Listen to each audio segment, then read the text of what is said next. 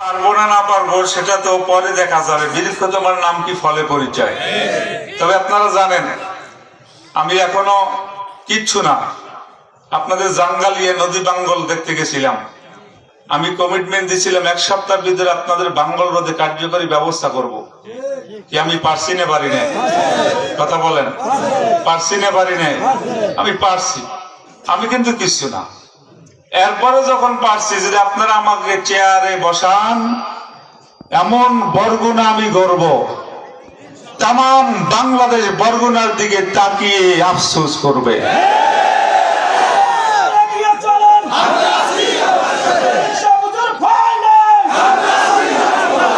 আমরা দুর্নীতি করি না, দুর্নীতিকে পছন্দ করি না, আমরা জালেম না, আমরা জালেমের পক্ষ নেই না, আমরা মাজলুমের পক্ষে। এদেশে হাজারো আওয়ামী লীগদের বিরুদ্ধে মিথ্যা মামলা।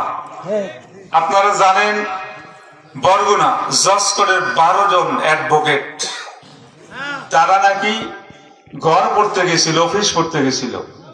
আচ্ছা, অ্যাডভোকেটদের কাম কি ঘর পড়া? এত শয়তানও বিশ্বাস করে না।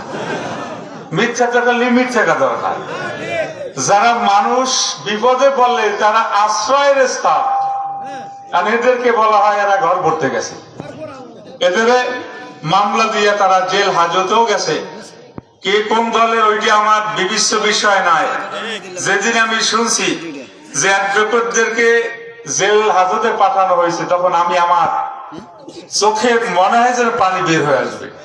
যে এই দেশে আমরা বসবাস করি, শিক্ষিত LLB অ্যাডভোকেট, মানুষের আশ্রয়স্থান, মিথ্যা মামলা দেওয়া হলো, কোন জাস্টিফাই নাই, এদেরকে আবার জেল হাজতে প্রেরণ করা হয়েছে।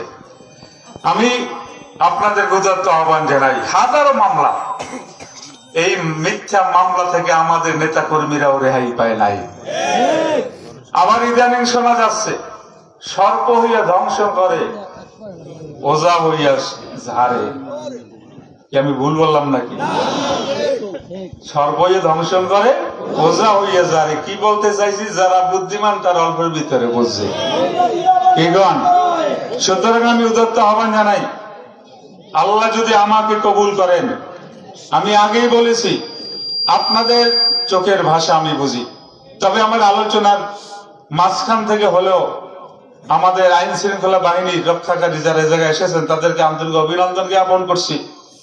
পাশাপাশি সাংবাদিক বন্ধুরা, দেখেন আইন শৃঙ্খলা রক্ষা বাহিনী তারা জানকে বাজি রেখে আমাদের দেশের পাহারাদারি করতেছে। বিভিন্ন সময়ে আমাদের বরগুনাতে না হইলেও সারা বাংলাদেশে বিভিন্ন সময় তাদের তোপের মুখে কিন্তু এরাও পড়েছে। এগুলাকে আমরা ঘৃণা জানাই, এগুলাকে আমরা সাধুবাদ জানাইতে পারি না। আপনারা জানেন আজকে আপনারা কদমতলা যে বিদ্যুৎটা আপনারা ব্যবহার করতেছেন, এই বিদ্যুৎ মূলত আমার চাচা জানের উসিলায় কিন্তু আপনাদের জায়গায় বিদ্যুৎ সরবরাহ করা হয়েছে। কে কতটুকু জানেন আমি জানি না। আপনাদের 5 নং ইউনিয়নের রাস্তাঘাটের অবস্থা খুব মারাত্মক। আমি এর আগে বলেছিলাম আল্লাহ যদি কবুল করে উন্নয়নের কাজ 5 নং ইউনিয়ন থেকে শুরু হবে ইনশাআল্লাহ। তবে আপনাদের পাশে লাগবে, কি কন? আপনাদের আমার পাশে লাগবে। পাশাপাশি বরগুনা শহর এবং 5 নং ইউনিয়ন একটু দূরত্ব বেশি। আল্লাহ যদি কবুল করেন আপনাদের জায়গায় আলাদা ট্রিটমেন্টের জন্য যাহা তা করণীয় ইনশাল্লাহ আমি করব। পাশাপাশি আপনাদের ইউনিয়ন নদীর কিনারায় জাঙ্গালিয়া সহ আশেপাশে যেই সমস্ত এলাকা নদীর ভাঙ্গলের ভিতরে পড়তেছে, আমি অবদাকে টিকসই অবদা, এমন না যে 3 মাস পর আবার ভেঙে যাবে, টিকসই অবদা নির্মাণ, পাশাপাশি এগুলোকে পাকা, এরপরে ভাঙ্গল রোধে কার্যকারী ব্যবস্থা ইনশাল্লাহ আমি করব। এক কথা আমি আপনাদের কাছে বলতে চাই, জনগণের যে চাওয়া আমি অলিউল্লাহরও তা চাওয়া। জনগণে যদি পায় আমি তাতে খুশি। আমি এই বিএনপি বন্ধুদের কথার জবাবে বলবো যে আমরা গোড়ায় গেলে তাহলে আমরা বরাদ্দ বেশি পাবো, আর যদি এই জায়গায় হুজুর আসে তাহলে তো কিচ্ছু পাবে না। আচ্ছা, এটা কি বিশ্বাসযোগ্য?